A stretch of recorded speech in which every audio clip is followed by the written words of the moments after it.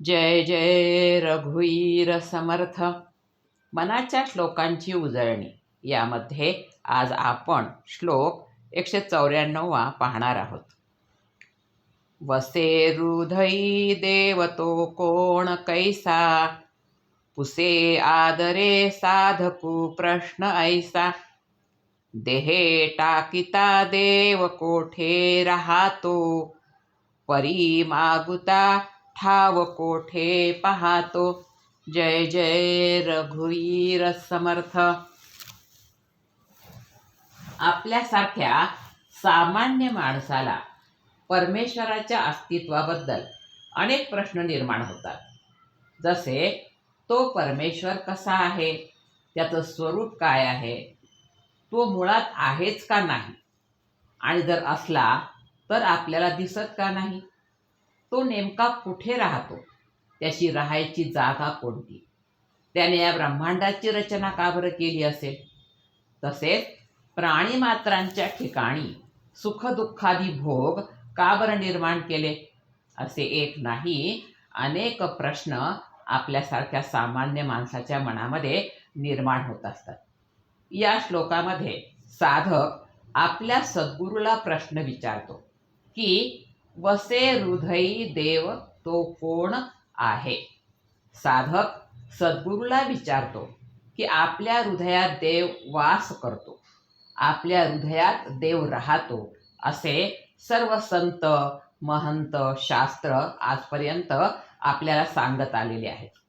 मग माझ्या मनामध्ये असा प्रश्न निर्माण होतो की तो देव जो आपल्या हृदयात राहतो तो कोण आहे, तो कसा आहे, त्याचं स्वरूप कसं आहे, हे मला तुम्ही समजावून सांगा. तसेच साधक पुढे विचारतो की आपला देह जेव्हा नष्ट होतो, म्हणजेच आपल्या देहाला मृत्यू आल्यानंतर तो देव मग कुठे राहतो, त्याला राहायला कोणती जागा आहे. कारण जन्माला आल्यानंतर देह आपले भोग भोगतो आणि नंतर हा देह टाकून देतो. तेव्हा देह टाकून दिल्यानंतर मग तो देव परत कुठे जातो किंवा तो कुठे राहतो. म्हणून समर्थ म्हणतात, देहे टाकिता देव कोठे राहतो. त्या देवाला जर देहातच जागा असेल तर देह नष्ट झाल्यावर त्याला राहायला कोणती जागा आहे, तो कुठे राहतो, तो स्वतः आपली जागा शोधतो का.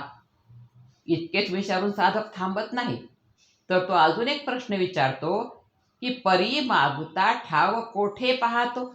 अर्थात देवाला जर देहाचा आधार आहे, तो जर देहातच राहतो, तर मग मेल्यानंतर देह नाहीसा झाल्यानंतर त्या देवाची अवस्था काय होते, त्याला पुन्हा नवीन देह प्राप्त होतो का, त्याला नवीन देहाचा आधार मिळतो का.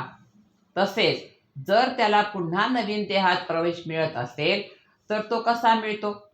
असे अनेक प्रश्न साधकाच्या मनामध्ये निर्माण झालेले आहेत आणि ते प्रश्न साधक आपल्या सद्गुरूला विचारतो आहे. या सर्व प्रश्नांची उत्तरे समर्थांनी आपल्याला पुढच्या श्लोकामध्ये दिलेलं आहे. आणि समर्थांनी साधकाच्या मनामध्ये निर्माण झालेले हे जे प्रश्न आहेत, हा जो त्यांच्या मनामध्ये निर्माण झालेला देवाविषयीचा गोंधळ आहे, त्याचं निरसन त्यांनी केलेलं आहे. तो देव कसा आहे, तो कुठे आहे, तो कुठे राहतो, हे त्यांनी आपल्याला पुढच्या श्लोकामध्ये समजावून सांगितलेलं आहे.